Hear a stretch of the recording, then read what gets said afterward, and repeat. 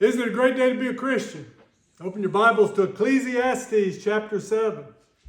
Ecclesiastes chapter 7. Last Sunday evening, we looked at the first 12 verses of this chapter. And we saw that Solomon gave us some counsel saying that honor is better than luxury, death is better than your birth, a funeral is better than a party, the end is better than the beginning, patience is better than pride, the present is better than the past, and wisdom is better than riches. And this counsel was to help his readers make sense of life under the sun, because this world sometimes just doesn't make very much sense. So Solomon gave us some advice. Now in these last verses of Ecclesiastes chapter 7, he gives us some more counsel to help us make the most of this life that we live under the sun before the end, while we're still here on earth. So Ecclesiastes 7, beginning in verse 13. Consider the work of God, for who can make that straight which he hath made crooked? In the day of prosperity be joyful, but in the day of adversity consider, God also has set the one over against the other, to the end that man should find nothing after him. All things have I seen in the days of my vanity. There is a just man that perisheth in his righteousness, and there is a wicked man that prolongeth his life in his wickedness. Be not righteous over much, neither make thyself over wise. Why shouldest thou destroy thyself?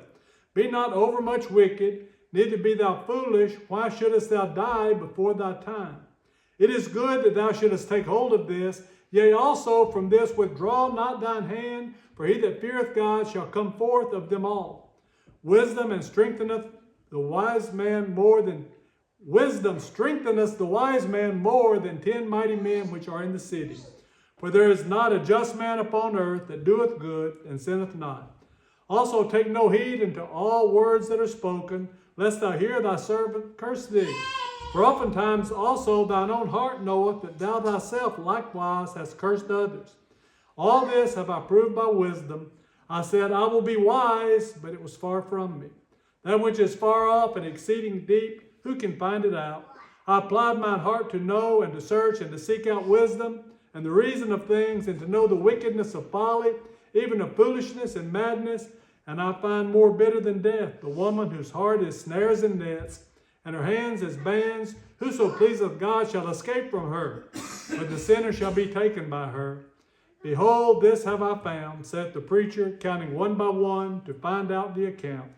Which yet my soul seeketh, but I find not. One man among 1,000 have I found, but a woman among all those have I not found.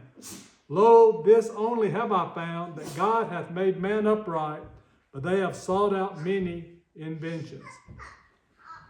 The passage we just read explores the complexities of God's design.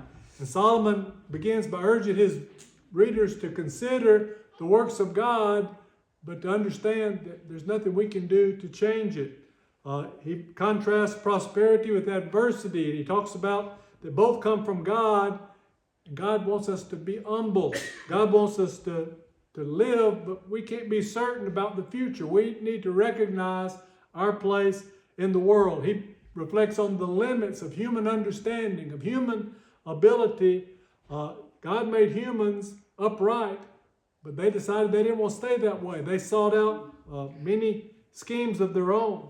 So let's go back through these verses and see if we can pick up more details about what Solomon was trying to tell us to do. Tonight we're going to look at 5 points that I think Solomon is making from this passage. Point number 1 is the purpose of God. Let's go back to Ecclesiastes 7:13. He said, consider the work of God, for who can make that straight which he hath made crooked? In the day of prosperity be joyful, but in the day of adversity consider, God also hath set the one over against the other, to the end that man should find nothing after him. Solomon says God made the world. This is his design. You can't change it. You can't undo what God has done. God's ordained things to happen, and whether they be pleasant or whether they be difficult, we can't undo it. Isaiah said this in Isaiah 14:27, for the Lord of hosts hath purpose, and who shall disannul it? And his hand is stretched out, who shall turn it back? There are some things that people just can't do anything about. That's just the way it is, good or bad. We need to enjoy the good times, but sometimes there are going to be bad times. And those we need to make the most of. We need to understand that God made them both. Life's unpredictable. That's why we need to have balance. We need to approach things with control. God has His purpose, and we can't change it, and we don't have to understand it. We just need to live through it and then learn from it to do the best. We need to deal with the bad in the best way possible. You probably heard the serenity prayer. A lot of times at AA meetings, they'll recite this serenity prayer. I've seen it on plaques on people's walls. It says, God grant me the serenity to accept the things I cannot change, courage to change the things I can, and wisdom to know the difference. And that's what Solomon's really saying. He said there's some things you just can't change. Understand that. But that prayer doesn't stop there. That's what we see most of the time. It goes on and says, living one day at a time, enjoying one moment at a time, accepting hardships as the pathway to peace, taking as He did this sinful world as it is, not as I would have it. This world's not going to be what we want it to be. We need to accept it as it is, but we're not supposed to be people of the world. And the prayer ends by saying this, trusting that He will make all things right if I surrender to His will, that I may be reasonably happy in this life and supremely happy with Him forever in the next. God's will for our life will make this life better. If we live the way we're supposed to, this world will be a better place to live, but the world to come will be supremely blessed. And that's what we need to be living for. In our days of adversity, when troubles come, we need to try to learn what we can from them to live out the rest of our days better. Point number 2 Solomon makes, he points out the danger of extremes. Go to verse 15. Ecclesiastes 7:15 says, all things have I seen in the days of my vanity. There is a just man that perisheth in his righteousness, and there is a wicked man that prolongeth his life in his wickedness. They sing songs, only the good die young. And young people do die all the time that are good people. And then you know of old people that are really rotten folks, and they seem to live forever. And people don't understand that. Solomon said that's one of the vanities of life. Sometimes the righteous die young and the wicked live to an old age. And then there are people that believe that people prosper because they're living good lives and they suffer because they don't. That's what Job's friends thought. Go back to Job chapter 4. Job chapter 4, Job was suffering, and his friends thought, well, the reason you're suffering is you're evil. You've done something wicked, and God's punishing you for it. Eliphaz the Temanite is talking to Job in Job chapter 4, beginning in verse 7. He says this, remember, I pray thee, whoever perished being innocent, or where were the righteous cut off, even as I have seen, they that plow iniquity and sow wickedness reap the same. He's saying, you've done something bad. That's why you're being punished, because good people don't get punished. And Solomon says, that's not true. That's not the way it works. In this world, good doesn't always come out on top. And evil doesn't always get punished. But this world is not our home. And in the end, in judgment, that is the way it's going to be. Go to Matthew 25. Matthew 25, Jesus is talking about eternity when He says this in verse 34, then shall the King say unto them on His right hand, come ye blessed of my Father, inherit the kingdom prepared for you from the foundation of the world. We may not get blessings for living righteously on earth. That's not the point. We need to learn and we need to live righteously for the next world, for the world to come. Go down to verse 41. Then shall He say also unto them on the left hand, depart from me, ye cursed, into everlasting fire, prepared for the devil and his angels. But Solomon says, under the sun, that's not always true. The good don't always succeed. The evil are not always punished. And we need to understand that. Verse 16, he goes on and says, be not righteous over much, neither make thyself over wise. Why shouldest thou destroy thyself?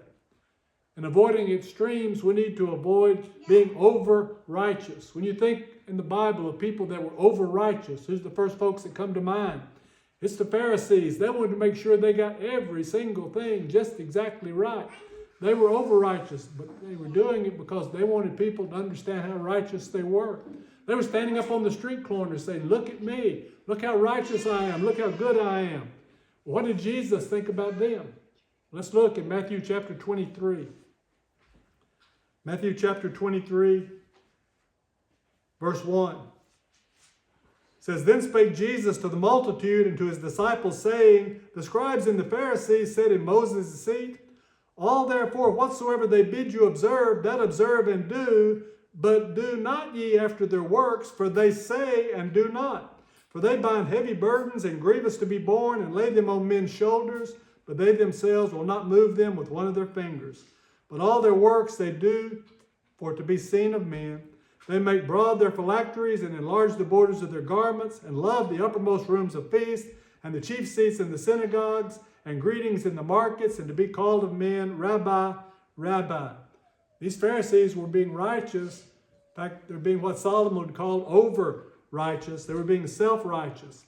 Solomon says, don't be like that. He also says, don't be overly wise. Too much learning can lead to burnout. Too much learning can lead to be arrogant. You know some people that are really smart and they know how smart they are. Solomon says, don't be like that. There's also a kind of wisdom that's supposed to be totally avoided. Go to 1 Corinthians chapter 3. 1 Corinthians chapter 3, verses 18 through 20. Let no man deceive himself. If any man among you seemeth to be wise in this world, let him become a fool, that he may be wise. For the wisdom of this world is foolishness with God. For it is written, He taketh the wise in their own craftiness. And again, the Lord knoweth the thoughts of the wise, that they are vain.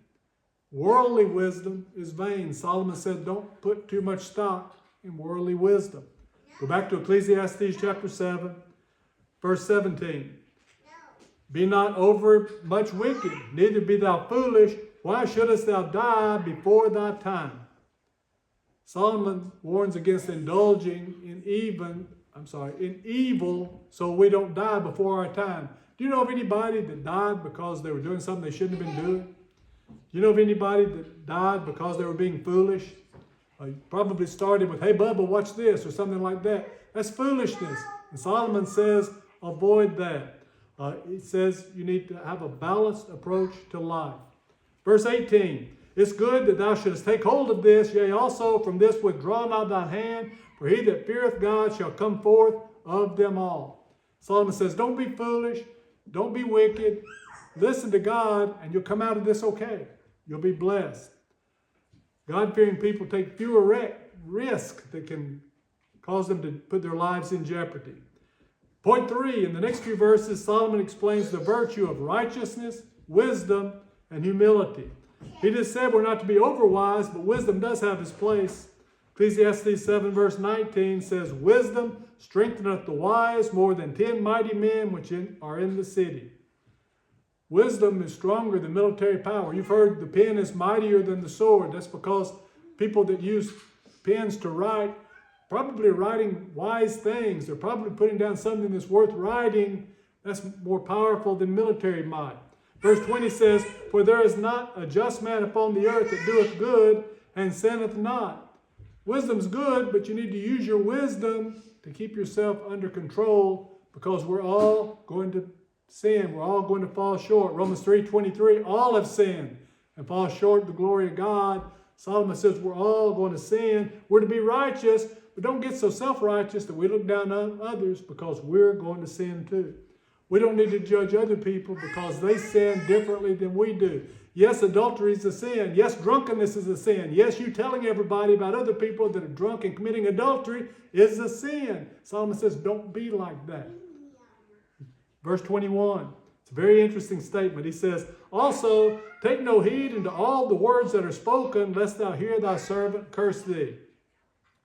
You know people that are just listening, trying to find out what people think about them? They're so afraid that somebody's going to be talking about them that they're every time somebody stops talking, are you talking about me? Solomon says, don't worry about what other people are saying. I've had people tell me, so-and-so's been talking about you, and I try to respond and say, well, at least they got good subject matter. Okay, we need to make sure that they don't have anything bad to say. We need to live our life in such a way that it doesn't matter if people are talking about us, because they can't find anything bad to say. We need to pay attention to how we really are and not to what people think about us. And then verse 22, he reminds us of this. He said, for oftentimes also thine own heart knowest that thou thyself hast cursed others. We may have said some things we shouldn't have said about other people. We need to think about us. We need to think about what we say and not worry so much about what other people say. Remember Matthew 7:1, judge not that you be not judged, for with what judgment ye judge, ye shall be judged. With what measure ye mete, it shall be measured unto you again. That's what Solomon's saying. Don't worry about what they're saying about you. You worry about what you say. You worry about how you live. Point 4, he talks about the search for meaning. Go to Ecclesiastes 7, verse 23. All this have I proved by wisdom. I said, I will be wise, but it was far from me. That which is far off and exceeding deep, who can find it out? I applied my heart to know and to search and to seek out wisdom and the reason of things and to know the wickedness of folly, even foolishness and madness. Solomon said, I tried to get wisdom. I tried to learn about everything I could, but I still can't understand the purpose of God. I still don't understand God's wisdom. Solomon understood that human wisdom is not the answer to everything. He'd proven some things by wisdom, but there are just some questions that human wisdom can't answer. Some things are not meant for men to understand. Look at Isaiah chapter 55. Isaiah 55, verse 8. Isaiah says, for my thoughts are not your thoughts, neither are my ways or your ways my ways, saith the Lord. For as the heavens are higher than the earth, so are my ways higher than your ways, and my thoughts than your thoughts. Solomon said, I tried, but there's some things that are just too deep for me to understand. That's true for us today. Chapter 7 ends with Solomon reflecting on the reality of human corruption. People are sinful. Sadly, he kind of approaches this from a cynical point of view. Look at verse 26. And I find more bitter than death the woman whose heart is snares and nets, and her hands as bands. Whoso pleaseth God shall escape from her, but the sinner shall be taken by her. Solomon said that sinners would be susceptible to being snared by evil women. Look at how Solomon describes the wicked women. Her heart was snares and nets. She was trying to catch her prey. It says her hands were like bands. She was trying to hold on to whatever she caught. He said that the man who pleases God would escape such a woman. But think about it. Solomon didn't escape. Solomon was held captive by women. And he was saying that he was a sinner. A wicked woman is certainly to be avoided. Go to Proverbs chapter 7. Proverbs chapter 7, verse 21. It describes a wicked woman. It says, with her much fair speech she caused him to yield. With the flattering of her lips she forced him. He goeth after her straightway as an ox goeth to the slaughter, or as a fool to the correction of the stocks. Till a dart strike through his liver, as a bird hasteth to the snare, and knoweth not that it is for his life. Hearken unto me now therefore, O ye children, and attend to the words of my mouth. Let not thine heart decline to her ways. Go not astray in her paths, for she hath cast down many wounded. Yea, many strong men have been slain by her. Her house is the way to hell, going down to the chambers of death. Solomon says, a wise man will avoid that, but he didn't.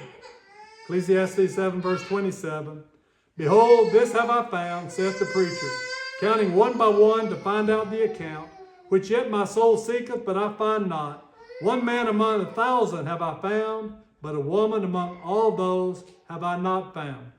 Solomon says good men are hard to find. He said, I've gone one by one, and I might find one good man out of 1,000, but I can't find any good women out of 1,000. Now, Solomon was probably speaking from personal experience. Remember, Solomon had 700 wives and 300 concubines. He had 1,000 women.